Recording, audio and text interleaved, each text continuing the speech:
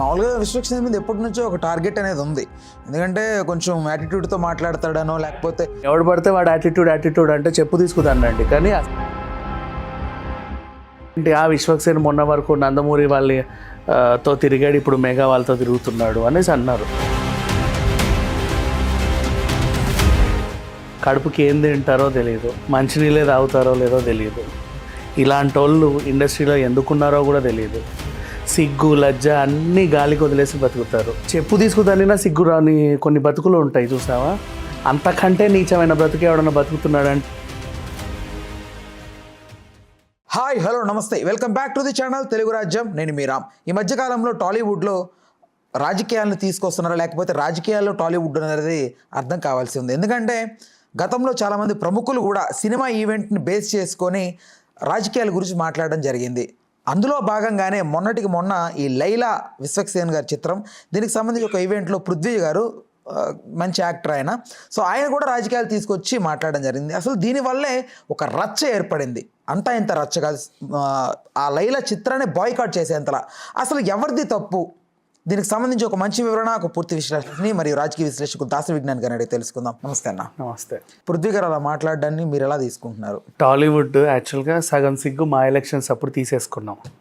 ఇంకా మిగిలింది ఏమైనా ఉందా, ఎప్పుడైనా తీసుకోవడానికి సిద్ధంగా ఉన్నావా అంటే ఒక్కొక్కరు ఒక్కొక్క సందర్భంలో ఈ ఆడియో ఫంక్షన్లలో ప్రీ రిలీజ్ ఈవెంట్లలో తీస్తా వస్తున్నారు. మా ఎలక్షన్ అప్పుడు ఎలా తీసుకున్నాం? ఇంకా అదంతే తీసుకున్నాం. కొంతమంది కడుపుకి ఏం తింటారో తెలియదు, మంచినీళ్ళే తాగుతారో లేదో తెలియదు.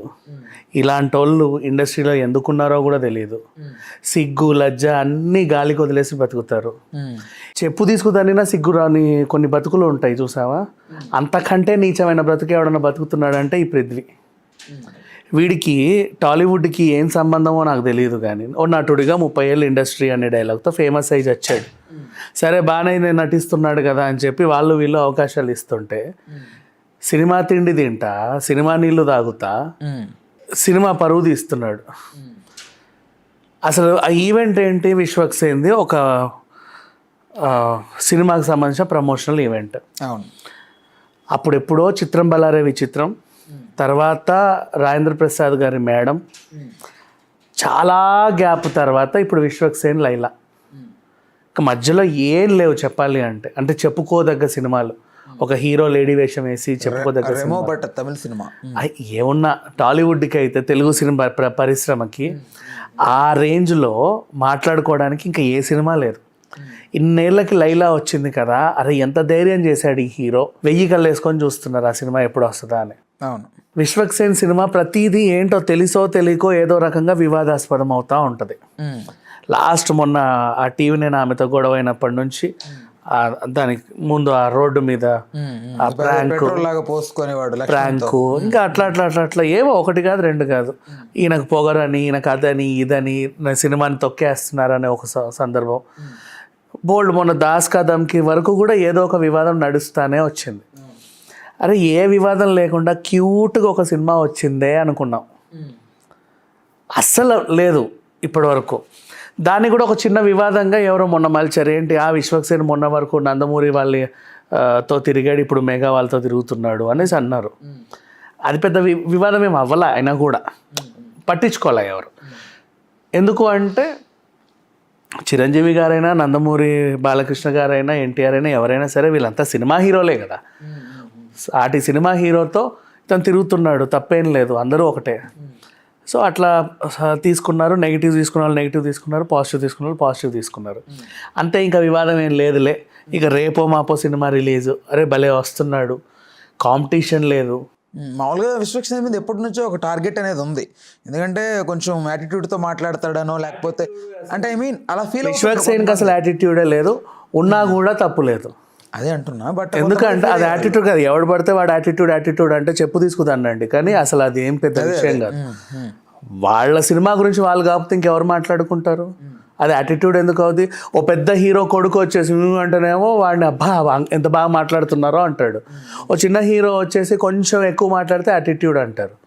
అసలు అనే వాళ్ళని ముందు నోర్లు ముగించడం 32 పళ్ళు రాలగొట్టారు. విజయ్ దేవరకొండ వర్సెస్ విశ్వక్సేన్ అనే కొంచెం కాంట్రవర్సీ అట్లా. విజయ్ దేవరకొండ కూడా బంగారం చెప్పాలంటే ఆ మాత్రం యాటిట్యూడ్ ఉండాలి, ఉంటేనే. అండ్ నెక్స్ట్ ఏంటి, అబ్బాయి గురించి మళ్ళీ ఇటు సబ్జెక్ట్ డివేట్ అయిపోయింది. విజయ్ దేవరకొండ సేమ్ మన చిరంజీవి గారు, బాలకృష్ణ గారు, నాగార్జున గారు ఎలా వచ్చారో అలా ఇండస్ట్రీకి రావడమే కాకుండా బిజినెస్లు పెట్టి, థియేటర్లు కట్టి, వాళ్ళ తమ్ముడిని కూడా దింపి వాడికి హిట్లు ఇచ్చి సచ్ ఏ బ్యూటిఫుల్ గై, ఇంకా వేరే హీరోలకు కూడా హెల్ప్ చేసి తన పందా వేరు. సో అట్లా ఈవెన్ విశ్వకైనా అంతే. అండ్ అంత బాగా వస్తుంది సినిమా, చక్కగా ఆడుద్దేమో, కాంపిటీషన్ లేదు. అబ్బా విశ్వకి మంచి సినిమా పడింది, అసలు ఆడగేటంలో ఎంత ముద్ద వస్తున్నాడో. అండ్ మళ్ళీ కొంతమంది వంగి టీజర్ ట్రైలర్లో విలన్స్ని సెడ్యూస్ చేస్తుంటే, అరే ఆ షేపులు ఎలా వచ్చారా బాబా, నడుము ఎలా వచ్చి, నడుము చూపిస్తాడు, బొడ్డు చూపిస్తాడు, అసలు అంత ట్రాన్స్ఫర్మేషన్ ఎలా అయ్యాడు అని అందరూ ఆశ్చర్యంగా చూస్తున్నారు. ఇట్లాంటి టైంలో అంటే ఏం మాట్లాడినా ఆ సినిమా గురించి మాట్లాడుతున్నారు, లైలా లైలా లైలా లైలా. ఒక్కసారిగా ఈ గాడిద వచ్చి సినిమా మొత్తం డైవర్ట్ చేసి పడేశాడు. అది కాస్త ఎక్కడికి వెళ్ళిందంటే బాయ్కాట్ లైలా, 1,00,000 ట్వీట్లు పడ్డాయంట కదా. బాయ్కాట్ లైలా అదొక ట్రెండింగ్లోకి వెళ్తుంది. ఏం తప్పు చేశాడు విశ్వాక్, అసలు సంబంధమే ఉంది. వీడు ఎప్పుడు స్టేజ్ ఎక్కాడో కూడా తెలియదు ఆ గందరగోళంలో, వీడికి ఎవడు మైక్ ఇచ్చాడో కూడా తెలియదు, లేదా వీడంతటి వీడే వెళ్ళి ఉత్సాహంగా మాట్లాడాడో కూడా తెలియదు. ఉన్నారు కదా కొంచెం అక్కడ అరకెట్టుంటే. యాక్చువల్గా ఏంటంటే మెగాస్టార్ చిరంజీవి గారు వస్తున్నారు, మనం రిసీవ్ చేసుకోవడానికి వెళ్తే బాగుండని ఒక గ్రూప్ అటు వెళ్తే స్టేజ్ని ఎంగేజ్ చేసుకుంటా సుమా వచ్చింది టైంకి. ఇప్పుడు పెద్ద పెద్ద వాళ్ళందరూ ఆయన తీసుకురావడానికి వెళ్ళాడు. ఇలాంటి ఎదవలు ఉంటారు కదా కొంతమంది, ఏం చేసి ఖాళీగా కూర్చున్నాడు కదా వీడెవడో, ఖాళీగా ఎందుకు కూర్చున్నాడు, ఇర్రారా బాబు ఏదో ఒకటి మాట్లాడని సుమా పిలిచి ఉండొచ్చు. సరే పిలిస్తే పిలిచింది, వీడికన్నా సిగ్గుండాలా, ఏం మాట్లాడుతున్నాడు, దేని ఎక్కడికి వచ్చాడు, ఏమి ఎవరిని ఇంప్రెస్ చేయడానికి మాట్లాడుతున్నాడు. అది ఇక్కడ నాకు అదే డౌట్, ఎందుకు అంటే సడన్ గా అట్లా మాట్లాడుతున్నారంటే ఎవరినో కొన్ని పోనీ ఎవరిని ఇంప్రెస్ చేయడానికి చేస్తున్నావా, పోనీ ఎవరి మీద అక్కసు తీర్చుకుంటున్నావా, నీకు దొరక్క మైకు ఈవెంట్లోనే దొరికిందా, అది తెలియకుండా నా అదేంటిది. అండ్ ఇంకొకటి చేసింది రెండో తప్పు ఏంటంటే సినిమాలో ఆ దరిద్రుడి క్యారెక్టర్ని కూడా బయట పెట్టాడు, సీన్ టు సీన్ చెప్పేశాడు. ఒక సీన్లో డైలాగ్ ఉంటుంది, అందులో నేను ఇటు నడుస్తాను, అటు వెళ్తాను, అది ఎక్కుతాను, అది దిగుతాను, ఇవన్నీ మనకు అనవసరం, సినిమా గురించి చెప్పకూడదు ఎవడు కూడా. ఇందులో నా క్యారెక్టర్ చాలా బాగుంటుంది, చూస్తే మీరు థ్రిల్ ఫీల్ అవుతారు, వదిలేయి. లేదా నీ క్యారెక్టర్ గురించి మాట్లాడు, 2 ముక్కలు చెప్పవచ్చు రావచ్చు. మేకల సత్యం, నేను వచ్చినప్పుడు 150 మేకలు ఉన్నాయి, తర్వాత ఏదో సీన్లో చూస్తే 11 మేకలు ఉన్నాయి. ఎవడు అడిగాడు నిన్ను? వైసీపీని పోక్ చేసినట్టు తెలుస్తుంది అక్కడ, కనబడుతుంది. కరెక్టే, వీడిని అడిగింది ఎవడు చెప్పమని, అసలు అవసరమే ఉంది.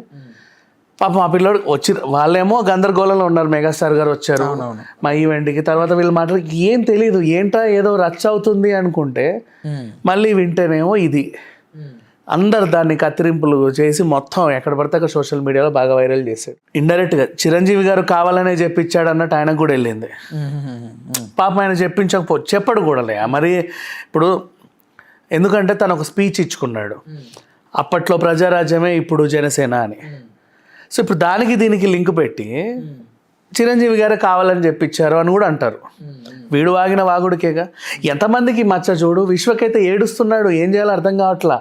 ఏ వివాదం లేకుండా ఇక్కడ దాకా తెచ్చుకున్నాం ఈ సినిమాని, తెల్లారితే ఎంతమంది చూస్తారో అంటే ఒక్కసారిగా బాయ్కాట్.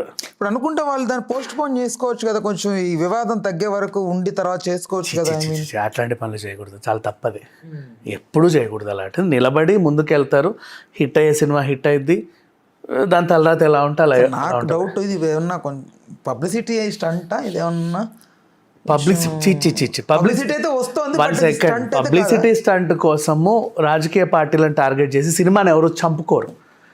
పబ్లిసిటీ స్టంట్ అంటే సినిమాకి మైలేజ్ రావాలా, చంపుకోరు. ఇప్పుడు ఏంటి 100 మంది వచ్చే సినిమాని 50 మందే చూడండి, మిగతా 50 మంది మాకు అనవసరం అని ఒక 2 వర్గాలుగా చీలిపోయింది. ఇప్పుడు అన్నాను నేను, ఎందుకు స్టార్టింగ్లో చెప్పాను సగం పరువేమని ఉంటే మా ఎలక్షన్లో తీశారు అంటే, అప్పుడు కూడా 2 వర్గాలుగా చీలిపోయి ఇండస్ట్రీ అందరి కళ్ళు ఇటువైపు చూసుకునేలా చేసి పరువు అంతా తీసుకుంది. మిగిలింది ఏమైనా ఉంటే ఇట్లాంటి గాడిదలు అప్పుడప్పుడు వాగి తీస్తున్నారు. వీడికి వెనక నుంచి వాటేసుకోవడం తెలిసినంతగా స్పీచ్లు ఇవ్వడం తెలియదేమో. ఇక్కడ ఈ బాయ్కాట్ పరంపర ఎక్కడి నుంచి స్టార్ట్ అవుతుంది అంటే, అందరి అభిప్రాయం ఒకేలాగా స్టార్ట్ అవ్వదు. బాయ్కాట్ లైలా చిత్రం అనేది ఎవడో ఒక్కడి నుంచి మొదలవుతుంది. ఇది ఒక్కడు పోక్ చేస్తాడు దాన్ని, ఒక్క ట్రిగ్గర్ చేస్తాడు. అప్పటి నుంచి అందరిలో ఆ ఉద్వేగం అనేది ఏర్పడుతుంది. ఒక్కసారిగా బయటకు వస్తారు అప్పుడు అందరూ. బట్ ఆ ఒక్కడు ఎవడు, ఎందుకు చేయాల్సి వచ్చింది అది ఎవడనేది తెలియదు, కానీ ఈ గాడిద చేయబట్టే మొత్తం అంతా పెంట్ అయింది. ఫస్ట్ వీడిని ఇండస్ట్రీ నుంచి బహిష్కరిస్తే కొన్ని ఉన్నాయి తలకాయలు ఇండస్ట్రీలో ఇట్లాంటి వాళ్ళు. ఆ బండ్ల గణేష్ ఒకడు, ఈడొకడు. ఇట్లాంటి చెత్తని ఊడిచేస్తే బెటర్. బట్ బండ్ల గణేష్ గారు దీనికి యాంటీగా రియాక్ట్ వాడి మొహంలో ఆయన ఏం చేశాడు నాకు మనకు అనవసరం, కానీ ఆ వాగుడు కూడా అట్లాగే వాగుతాడు. అప్పుడెప్పుడో సీఎం గారి దగ్గరికి వెళ్ళి ఇండస్ట్రీకి మీరు అవసరం లేదు, నేనే మీ దగ్గరికి వచ్చానని చెప్పాడు. అదో పెంట. ఒక సందర్భంలో ఈయనను వ్యతిరేకించినంత మాత్రం ఆయన ఏదో ప్రబుద్ధుడు అనుకోవాల్సిన అవసరం ఏం లేదు. రెండే దొందుతుంది. ఇకపోతే వీడిని బహిష్కరిస్తే బెటర్ ఇండస్ట్రీ నుంచి, అంతమించి ఇంకేం చేయలేం. టీటీడీకి ఓ పదవి అప్పచెప్తేనేమో వెనక నుంచి వాటేసుకుంటానని చెప్పి అక్కడ ఆ పరువు తీశాడు, తెలుగు వాళ్ళ పరువు తీశాడు, ఇండస్ట్రీ పరువు తీశాడు. బ్రో సినిమాలో క్యారెక్టర్ ఇస్తే అంబటి రాంబాబు గారిని ఏమో ఇమిటేట్ చేసి, అది కూడా ఎంత వివాదం తెలుసా. సరే ఎక్కువ అవ్వలేదు, బట్ ఆ టైంలో అలా గడిచిపోయింది. కానీ అంబటి గారు గిరిజన మహిళలతో చేశారు ఆయన. అవును, అది భోగి పండుగ టైం అది. వీడు క్లబ్ డాన్సర్లతో చేశాడు, రైట్? అంటే గిరిజన మహిళలందరూ క్లబ్ డాన్సర్లా వీడి ఉద్దేశంలో. బట్ అది తప్పిదం డైరెక్టర్ కదా అవుతుంది. డైరెక్టర్ అయినా ఎవరైనా సరే వాట్ ఎవర్, అది బ్రో సినిమా, అప్పుడు అది పవన్ కళ్యాణే చూసుకోవాలి, లేకపోతే ఆ డైరెక్టర్ సముద్రకని చూసుకోవాలి. వాట్ ఎవర్, ఆయన తమిళ్ డైరెక్టర్, సీన్ ఆయనకు తెలియకపోవచ్చు. ఈయనేమో అప్పుడు సినిమాలో రాజకీయాల్లో బిజీగా ఉన్నాడు హీరో. ఆయనకు కూడా ఆ సీన్ షూట్ అయ్యింది వీడి దగ్గరే. ఈ గాడిదన్నా చెప్పి చావాలా, ఇదేమన్నా వివాదం అయిద్దేమోనండి ఎందుకండి అని యథేచ్ఛగా చేశాడు. సిగ్గుండక్కర్లా కొంచెమైనా. అది ఈవెంట్ జరిగినట్టే జరిగి ఉంటుంది. అది ఇప్పుడు ఈవెంట్ అంటే అన్ఎక్స్పెక్టెడ్గా జరిగింది. హీరో ఎక్కడ ఉన్నాడు, ఎక్కడ జరుగుతుందో సడన్గా మాట్లాడేసాడు. ఆ షూట్ అయితే అలా జరగదు కదా.